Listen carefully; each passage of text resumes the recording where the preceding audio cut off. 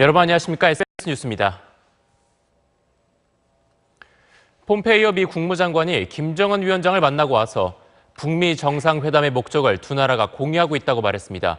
비핵화에 대한 깊숙한 의견 접근이 있음을 시사한 것으로 보입니다. 워싱턴에서 정화석 특파원입니다. 폼페이오 미 국무장관은 북한과 미국이 정상회담의 궁극적 목적을 공유한 것으로 확신하고 있다고 말했습니다. 지난달 이후 두 차례나 김정은 위원장을 만나 비핵화 의제에 대해 상당한 의견 접근을 이뤘음을 내비친 것으로 보입니다.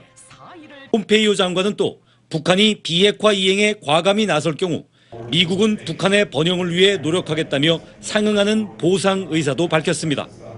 다만 비핵화 작업에 대해선 엄격한 검증을 요구할 것이라고 말했습니다. It will require a robust verification program, one that we will undertake with partners around the world, which will achieve that outcome in a way that, frankly, no agreement before it has ever set forth.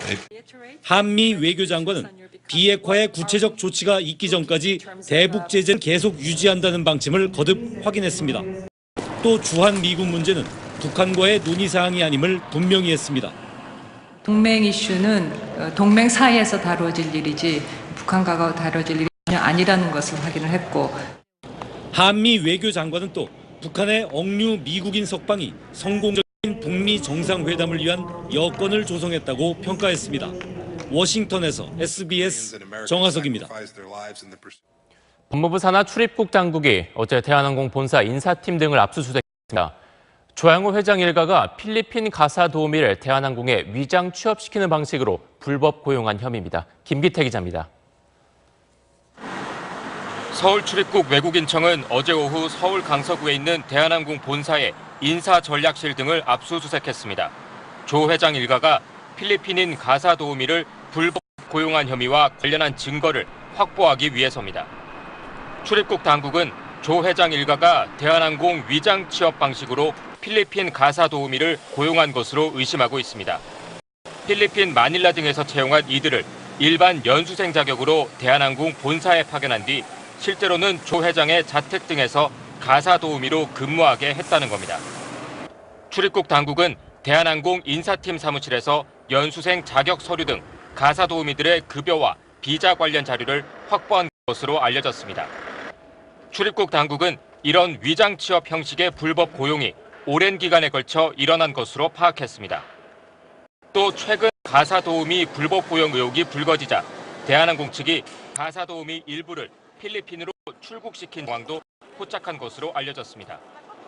출입국 당국은 압수한 자료에 대한 분석이 끝나는 대로 대한항공 인사팀 관련자들을 소환해 위장 취업과 불법 고용 혐의에 대해 조사할 계획입니다.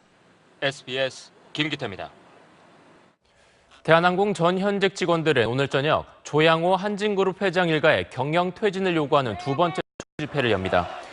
이들은 오늘 저녁 7시 반 서울역 광장에서 2차 촛불 집회를 열고 조양호 회장 일가의 경영 일선 퇴진과 불거진 갑질, 범법 행위에 대한 형사처벌을 촉구할 예정입니다. 이 집회에는 대한항공 전 현직 직원들은 물론 한진그룹 계열사 직원과 가족, 일반 시민들까지 1000여 명이 참석할 것으로 예상됩니다. 드루킹이 만든 인터넷 카페 경공모 회원 중에는 공무원들은 물론이고 경찰도 있는 것으로 확인됐습니다. 이들은 드루킹에게 아이디를 빌려줬다고 진술했는데 이들의 아이디는 댓글 조작에 쓰인 것으로 전해졌습니다. 이호건 기자의 보도입니다. 경찰 드루킹 사건 수사팀은 경공모 회원 중에 경찰도 있다는 사실을 확인했다고 밝혔습니다. 네이버로부터 경공모 회원 명단을 받아 분석하는 과정에서 공무원들이 여럿 나왔고 그중에 현직 경찰도 있다를 발견한 겁니다. 지금까지 경찰이 불러 조사한 공무원 경공모 회원은 2명. 둘 다 경찰 조사에서 자신의 아이디를 드루킹에게 빌려주기만 했다고 진술했습니다. 이들이 빌려준 아이디는 불법 매크로 댓글 조작에 쓰인 것으로 전해졌습니다. 공무원은 정치적 중립 의무가 있는 만큼 만약 이들이 직접 특정 정치인 지지나 반대 댓글을 달았다면 공무원법 위반이 될 수 있고 대선 기간에 달았다면 공직선거법 위반일 수도 있습니다. 경찰은 어제 드루킹에 대한 체포영장을 집행해 조사를 벌였습니다. 대선 전후에도 불법 댓글 조작을 했는지, 매크로 서버 킹크랩을 언제부터 사용했는지 등을 집중 추궁했습니다. 앞서 그제 조사에서 드루킹은 측근 성원의 진술과 비슷하게 오사카 총영사 인사청탁이 잘 진행되는지 알아보기 위해 김경수 의원 보좌관에게 500만 원을 줬다고 진술한 것으로 전해졌습니다. SBS 이호건입니다. 오늘 오전 10시 29분쯤 일본 나가노현 북부에서 규모 5.1의 지진이 발생했다고 일본 기상청이 밝혔습니다.